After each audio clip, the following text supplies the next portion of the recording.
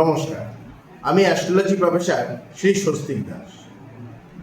শ্রাবণ মাস আমাদের দেবাদিদেব মহাদেবের অত্যন্ত প্রিয় একটি মাস। এই বছর আমরা শ্রাবণ মাসে 5টা সোমবার দেখতে পেয়েছি।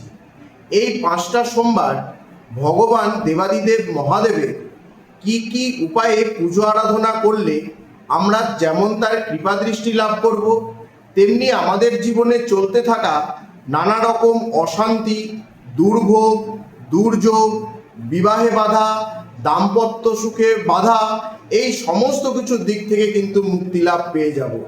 তাহলে চলুন জেনে নেওয়া যাক এই 5টা সোমবারে কি কি ভাবে আমরা পুজো আরাধনা করব।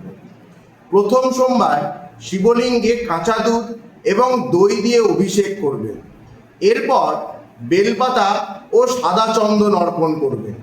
দেখবেন এতে দাম্পত্য সুখ যেমন বৃদ্ধি হবে, তেমনি আর্থিক উন্নতির যাবতীয় যা কিছু পথ সেগুলোও কিন্তু সুগম হয়ে যাবে।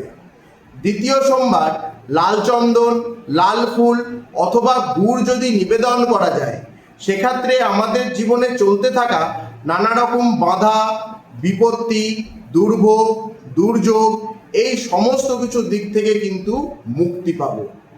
এছাড়াও দেখবেন যারা প্রতিযোগিতামূলক পরীক্ষায় বসছেন অথচ ঠিক মতনভাবে পারফর্ম করতে পারছেন না, সাকসেস হতে পারছেন না, তারাও যদি দ্বিতীয় সোমবার এইভাবে দেবাদিদেব মহাদেবের পুজো করেন, সেক্ষেত্রে কিন্তু তার কৃপা দৃষ্টি তো লাভ করবেন। এছাড়াও যে কোনো প্রতিযোগিতামূলক পরীক্ষাতেও আপনারা সফল হবেন। তৃতীয় সোমবার পঞ্চামৃত, ঘি, সবুজ মুগ ডাল এবং আতপ চাল যদি অর্পণ করা যায়, সেক্ষেত্রে কর্মজীবন ও ব্যবসায়িক জীবনে কিন্তু আমরা শুভত্ব লাভ করতে পারি। দেখছেন যে ব্যবসা হঠাৎ করে মন্দা চলছে, হঠাৎ করে ডাউন হয়ে গেছে, তাহলে তৃতীয় সোমবার এই বিশেষ উপায়টি করলে আপনারাও কিন্তু সেই রকম দিক থেকে ভালো সফলতা দেখতে পাবেন।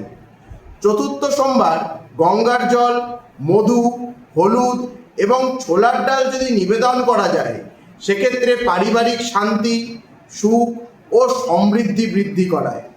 কারোর যদি জীবনে কোনো অঘটন হয়ে থাকে, বারংবার কোনো অ্যাক্সিডেন্টের সম্মুখীন হচ্ছেন, তাহলে চতুর্থ সোমবার যদি আমরা এইভাবে দেবাদিদেব মহাদেবের পুজো করতে পারি, সেক্ষেত্রে কিন্তু আমরা সেই রকম নেগেটিভিটি থেকে মুক্তি পেয়ে যাব।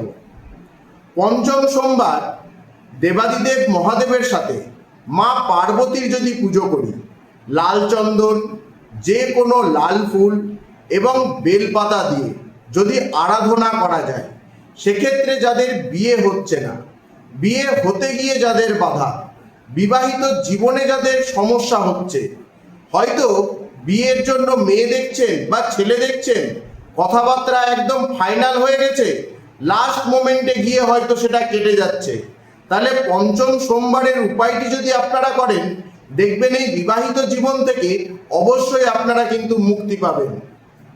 নমস্কার।